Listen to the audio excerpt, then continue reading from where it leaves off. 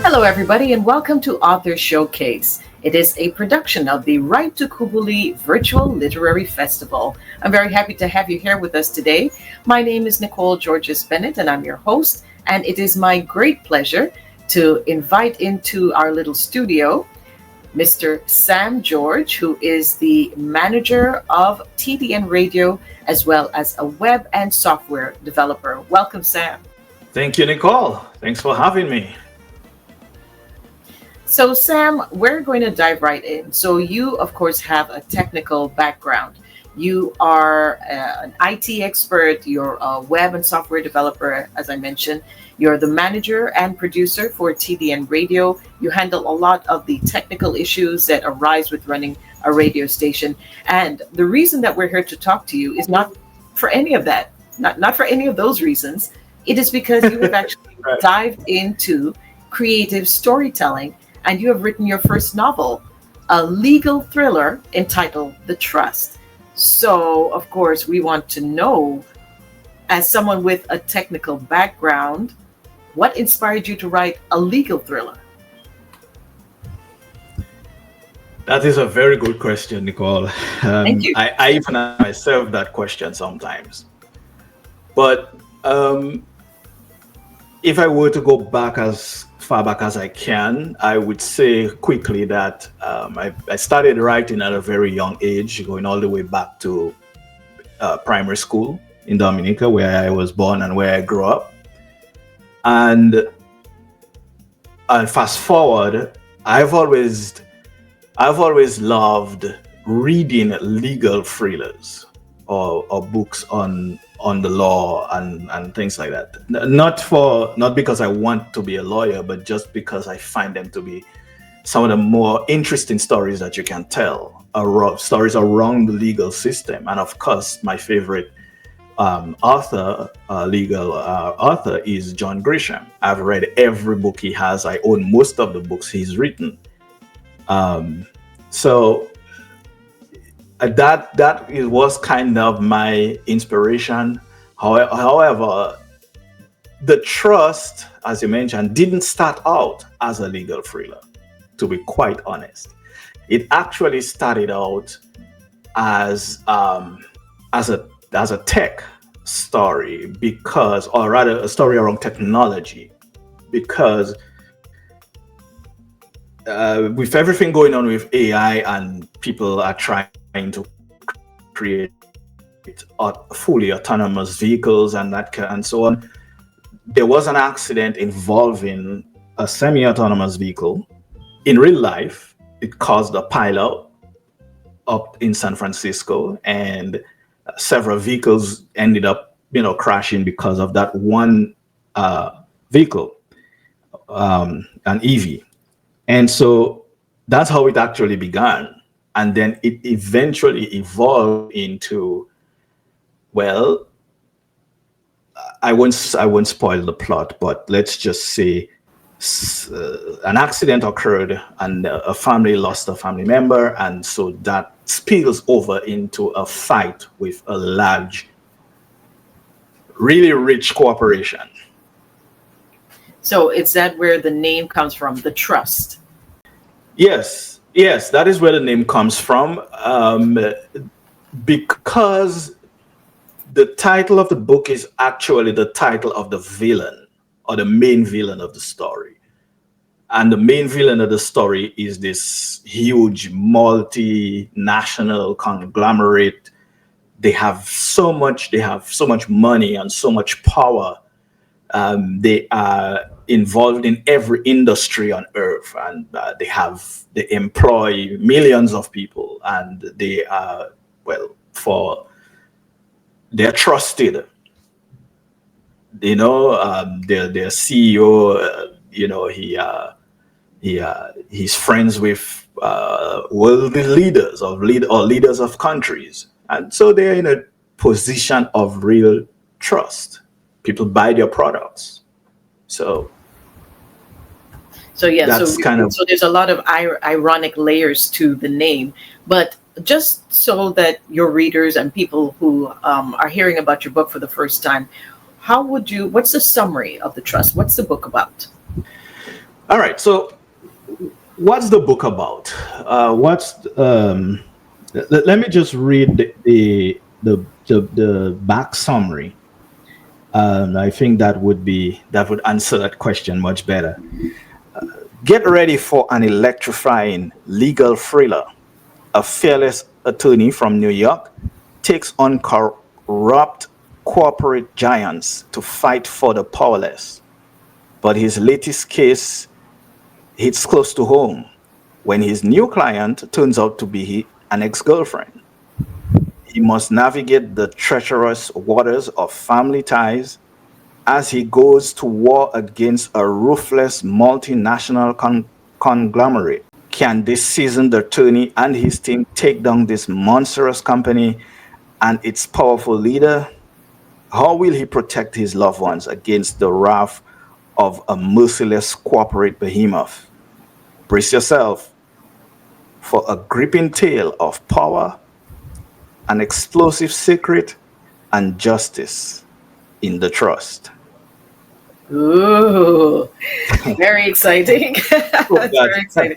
And I have to, and with all respects to your ingenuity and uniqueness, shades of Grisham. I do hear shades of John Grisham. So that's wonderful. And I'm sure that everybody who loves a legal thriller will be very, very eager to pick this up. But I just want to sort of backtrack a little bit and get into the fact that you are, as I said, a technical person. Did that have any impact in how you approached fiction writing, creative writing? For example, did you approach the story in the same way that you would approach solving a problem or a software issue? Were there any parallels that, in terms of the skill sets that you have as a technical person? Did that transfer over into creative writing for you? I'm just curious. That's another great question, and the answer is yes. Quite clearly, anyone who knows me and knows my background, knows the things I do, and read this will clearly see that even some of the characters have certain skill sets. Um, they are even more advanced than my own skills.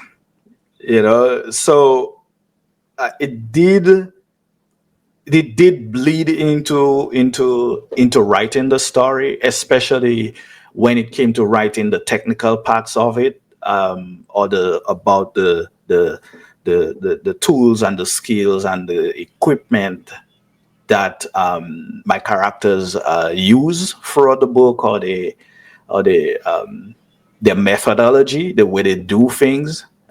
Certainly, being in the IT industry for many years did play a heavy role into completing this book. And as we say, it's a legal thriller, but it is also a technology based legal thriller, because both of these things combined. So all of these things are happening in the book. So we're having issues with technology. We also having issues with the legal system. So, And in terms of the fact that you do have this technical background, you're writing a legal thriller. Did you research, how courtrooms work, legal systems work? Did you have to sort of start from scratch in terms of your legal knowledge, or did you already have an idea of how the systems work and what it is you wanted to use in the book? well, first of all, I had no idea what I was doing with the terms of the legal aspects, because I've never studied law. I'm not an attorney. I just find legal thrillers to be fascinating and exciting. As much as I find science fiction fascinating, I love science fiction as well, and I write sci-fi also. But and I looked at it as a challenge. Obviously, I like challenging myself, and I did do a lot of research as to how courtrooms work, and how how the legal system works. And then obviously, I guess I got influence from things happening in the news with the law, with with law enforcement and with the court system. And I did consult an attorney as well. And so, she gave me some pointers and gave me some fixes to some of the assumptions I had written. Definitely, it was challenging, but it was also fun, doing the research and learning a few things about the legal system and how it actually works, rather than the assumptions that we make just from seeing a news clip or seeing something to that effect. So, yeah, it was a fun challenge, and I understand why John Grisham works, why he does what he does, because it works for him. I'm not trying to be him in any way. I'm just saying it. I think I understand why he's written so much in that sphere, because it's so much fun to. It's so fun to do. It's quite challenging, and it definitely helps you to hone your skills as an author. So, were any of the characters in the book based off of real life people that you've worked with, or that you've encountered, or maybe heard about? Did art imitate life? No, I would no. I tend to try to stay away from that. I want life to imitate my art. Put it that way. I try not to write stuff, but even though, which I try that, I think that somewhere a character may end up being based on someone I know or someone I've encountered, but not especially. I don't especially try to do that. So yeah, I don't think that was part of my thinking. Oh well, I'm going to base this character on a specific person. No, I just, I tend to let the characters write themselves. Put it that way. I hope that answers your question. Yes, thank you. And as you talk about the characters, um, do you feel that the characters are dealing with ethical issues or dilemmas that connect with your professional world? I mean, you work in IT, so we're talking about things like cybersecurity, data privacy, Hmm. AI. AI intervention. Do you feel that the book touches on any of those sort of ethical dilemmas or systemic issues that you deal with in your professional life? As a matter of fact, it does. And so this would be the second theme of the trust. It's dealing with, as a matter of fact, the book takes place from 2029 to 2030 or 2035. And so by that time, and we are in the world, living in the world where data privacy is such a crucial concern for most, or for many people. I wouldn't say most, but many people have serious concerns about their data being sold or traded back and forth, between, well, we know the cast of characters, right? And also government surveillance of what you're doing online, what you are looking at, what you are reading. Just anything, any link you click on, I can guarantee you someone is seeing it. Someone is tracking it. They're tracking your movements, whether that is to sell you things or sell you more things, or whether that is for for whatever reason the government would have to want to know what the things we are doing in our homes. I think they look at it as the internet, for example, I think they look at it as when you go on the internet, you may do it from your home, you may do it from your own computer, you may do it from your own phone or device. However, it's it's like you're in a public space, so they can just look at what you're doing. That's not what it should be, but that's what it. That is in my own thinking. That is kind of what it's looked at as. It's like if you're walking down the street, anyone can take a photo of you, and that photo is theirs. They own the copyright to it, right? And you can't stop it. There's nothing you can do about it. So I think some people look at the internet the same way. Whatever you are doing on the internet is public. And so the trust definitely looks at, well, how do we even deal with that? How do we, or is that even something that exists in the future, in the near future? Will we as individuals be able, will we have privacy? Can we expect privacy when we are using those devices? Or is privacy going to be something afforded only to the rich, those who can pay for it? It's interesting you bring that up. And I don't know if you've had a chance to check out the remake of War of the Worlds. And I believe that stars Ice Cube, and it dives very heavily into government surveillance. I don't know if you've had a chance to look at that yet.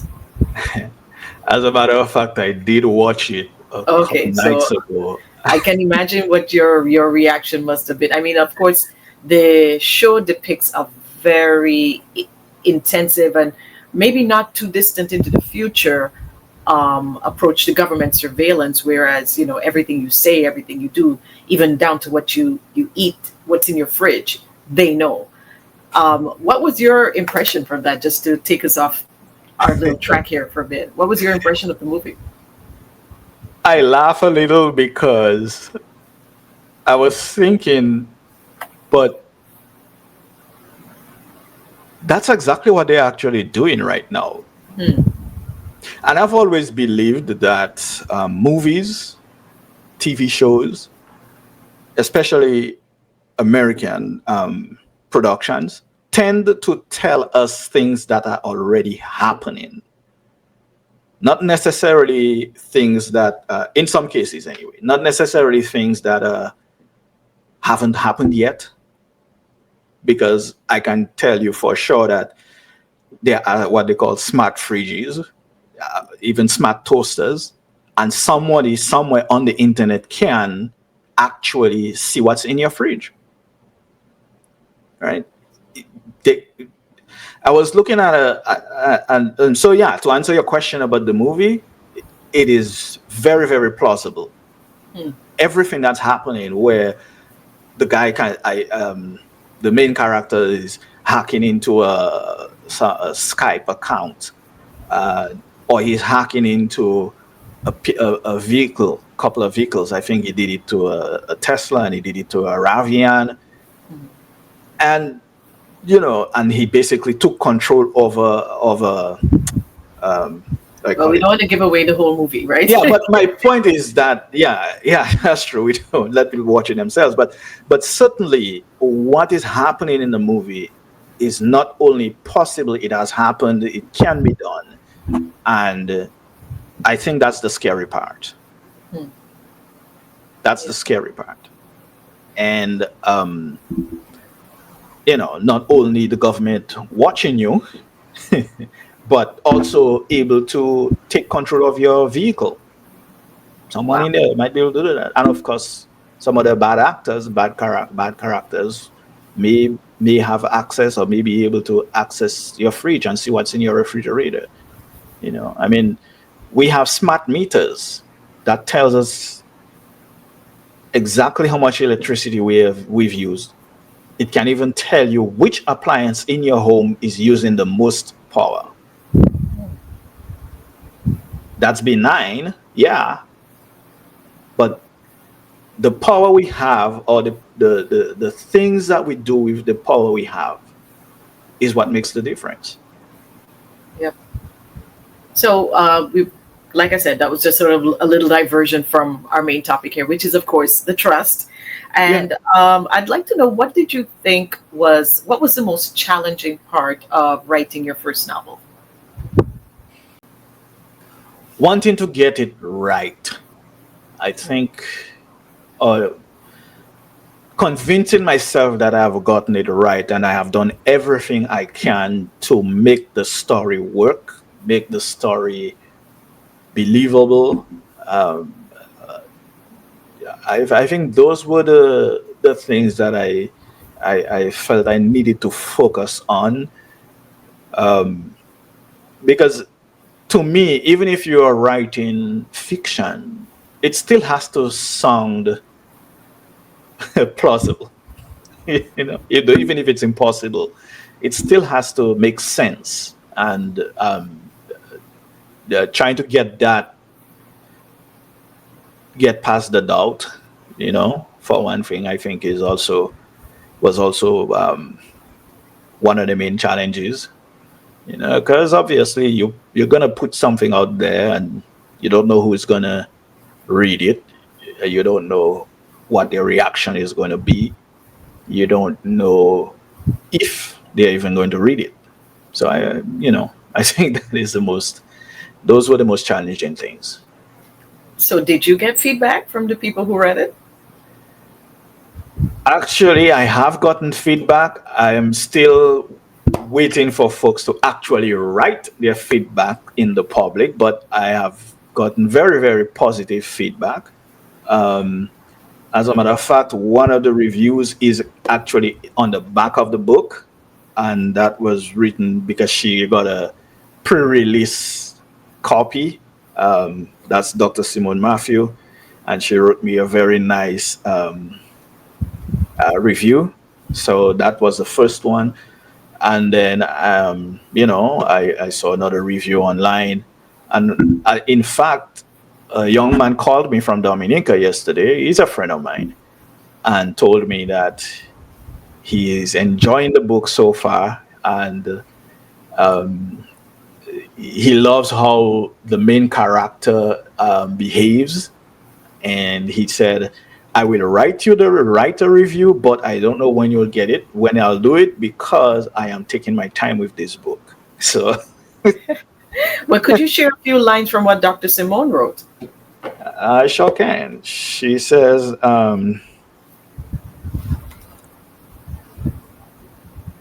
let's see. She said, a masterpiece, a must read. Will David conquer Goliath? And she said, pulls you into a realistic, potentially real world scenario.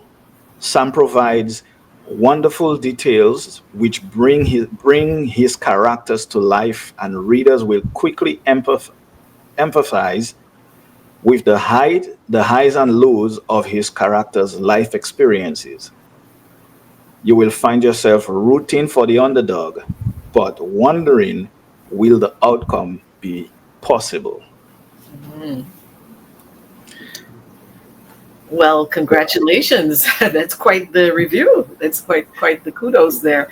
So, Yes, thank you. as you mentioned that you've had reviews from someone in Dominica, and you yourself, as Dominican born, do you believe that you are a Dominican writer, or a writer whose Dominican roots influence what you write? Now, your legal thriller is set in the U.S., but do you feel that your Dominican, your roots have had an impact on you as a writer?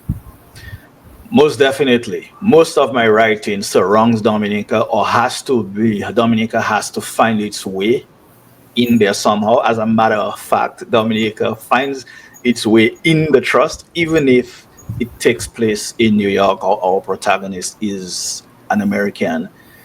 Um, Dominica plays a major role in there. I'm not going to share what that is. So you'll have to buy and read the book for yourself to figure out why, or what role Dominica plays. And so definitely being Dominican um, influences my writing, influences the stories I want to tell. Um, and it's part of what I hope to help do, make Dominican literature be known worldwide.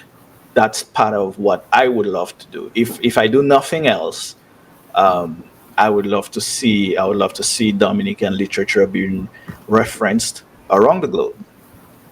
You know, and, and in fact, one of my other projects is Piton Noir, which we is a group of authors, mostly Dominican, but open to other authors as well. We have Canadians and so on, included Americans, and we write sci-fi, fantasy, and folklore stories for our anthology, The Flying Grapple, and that is heavily influenced by our Dominican tradition, the oral tradition of storytelling. So certainly, you can you can take the boy out of Dominica, but you can't take Dominica out of him. As a matter of fact, if you're listening, you hear the accent.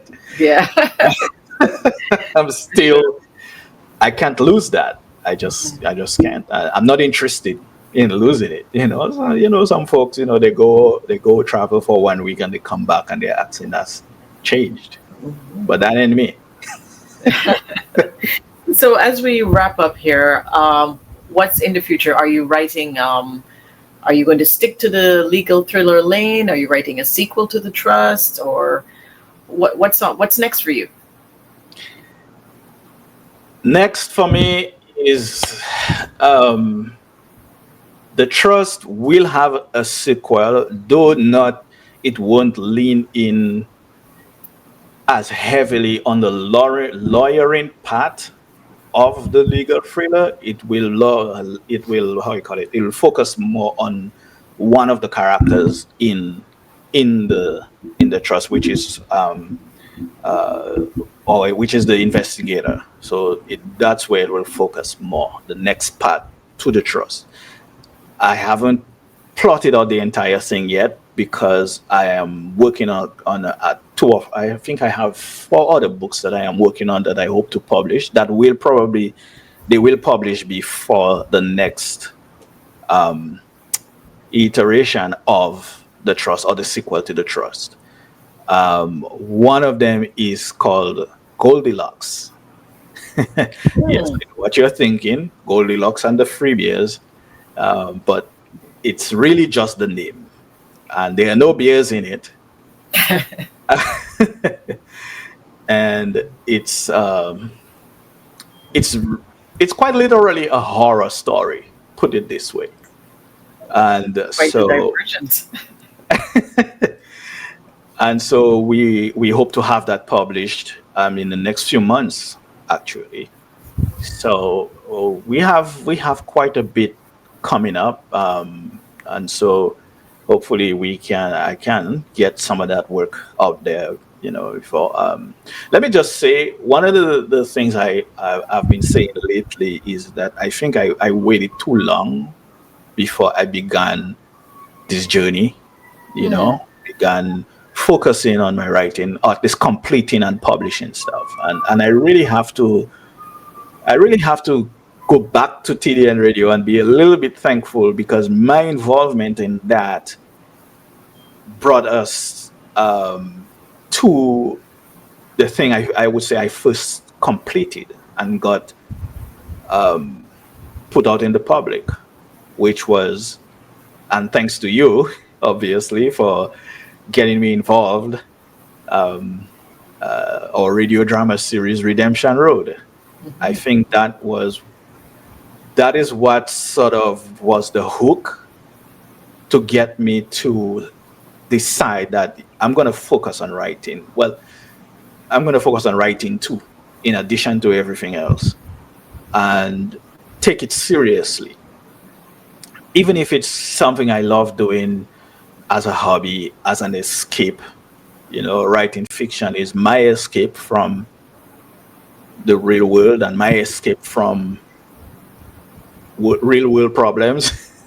Although you can use your fiction to talk about real world problems, and to go back to the trust again, that is sort of what is happening. This is the trust is dealing with, even if it's fictionalized, it's dealing with real world issues. We do have issues with where certain people can get away with certain things just because of the number of zeros added to their bank balance, right? So and I think that's important as well, because while we can talk about these issues in intellectual spaces, or in news programs, or in documentaries and all of that, not everyone watches documentaries. Not everyone cares about the news. Not everyone, and the news doesn't always necessarily give us the unbiased truth. So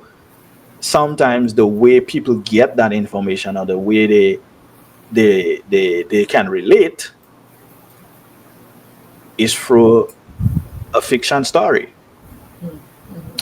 But you mentioned that you started too late, but right now there may be someone who is an accountant, or dealing with, in the engineering field, astrophysicist, somebody who creative writing, as for you, is a hobby, but it's also a passion that they haven't explored. And maybe they're in their late 40s, 50s, 60s, 70s, who knows? And they're like, yeah, it's too late. Is it really too late? No, it's not. It's not really too late. And when I say I waited too late, I just mean that I think like I've lost a lot of momentum, because I used to have books. I mean, as we went to school in Dominica, we had the composition books, right? I used to have tons of those full of short stories. Over the years, I lost every single one of them. Many of them could have been turned into full-blown novels, or full short story anthologies. So that's what I really mean when I say I waited too late. I just mean I wasted some time on that. But maybe not. I mean, maybe as well, that gave me the opportunity to gain more experience in life, in my career, in the things I do. And then that could translate into my writing. So what's your advice, though? So yeah, that's what I'm coming to. My advice is, it doesn't matter if you are 50, 60, 70, 100 years old, and you have a story to tell, and your writing is something you like to do. You do it secretly, like the great singers who've discovered themselves singing in the shower. Yeah. Right. So it doesn't matter how old you are. I don't think the problem is age. But I will say that if you are younger, don't wait until you are older. You have the opportunity right now to take your writing seriously. If it's something you love doing, if you are passionate about it, spend time with it every day. Try to write something. I would say since Redemption Road, I have written every day. Wow. Every day I have written something, or I have worked on something. And that's what you got to do. You have to put the time aside. You can't say, oh, I'll do it when I have time. And this one is actually going to someone specific. I know when she sees that, she'll know I am talking about her. She's had a book to write for years, and I'm supposed to be her accountability partner in this one. I'm supposed to remind her every month if she started yet. And she knows herself. And so she has the skill. Well, so this is my reminder, right? She has the skill, she has the passion. She just hasn't made the time. And you can't wait, because time waits for none of us. So If you want to do it right now, and don't worry about, well, it's not going to be good. You don't know if it's going to be perfect. None of us are perfect. Right. So just begin your journey. Get a good someone you can trust to read your work and guide you. Someone, yes, especially if they have experience and that kind of thing. So find a mentor. Do research. Learn to do your research on what it is you want to write and talk about, and go for it. And it doesn't have to be something in your field. It could be something completely away from that. Just whatever you love to do, whatever you feel good about. I say do it. Do it now. That's my advice. Thank you. Thank you very much, Sam. So, folks, what I'm going to ask Sam next is just to let us know where the trust exists, where you can purchase it, and in what different iterations it's coming in. Sam, you could probably let us know what formats does the trust exist in, and where can we buy it? All right, certainly. Thank you for asking that. The trust exists in paperback, hardcover, ebook or Kindle, and also audio. This was that's the last latest version of the book. So you can get the audio book via Audible. I believe it's also on iTunes. So wherever you get audiobooks from, I believe it's available on those platforms. So if you look up The Trust, and definitely you can purchase on Amazon.com if you search for The Trust by Sam George. And there is a little dilemma that I'm having where there's another person, another Sam George, he's written tons of books, apparently. I didn't know that. But so he'll come up first sometimes. So you got to put the title and my name, I guess, until the algorithm figures out the difference. You can look me up on Goodreads as well. So and you can always reach out to me directly if you would like to get a signed copy, or you could certainly reach out to me. You can email me at so it's Sam at gg01@gmail.com. All right, sounds good. Okay. All right, so that wraps us up, folks. Thank you so much for joining us for this author showcase. Our guest was Sam George, Dominica's own answer to John Grisham. So Sam has a legal thriller out called The Trust, and as he mentioned, it's available via Amazon and also Audible. So thank you so much for joining us, and we will be back with another author, one of your favorites, hopefully, for our Write-Tukubuli Virtual Literary Festival programming. Thank you for joining us, and have a wonderful day.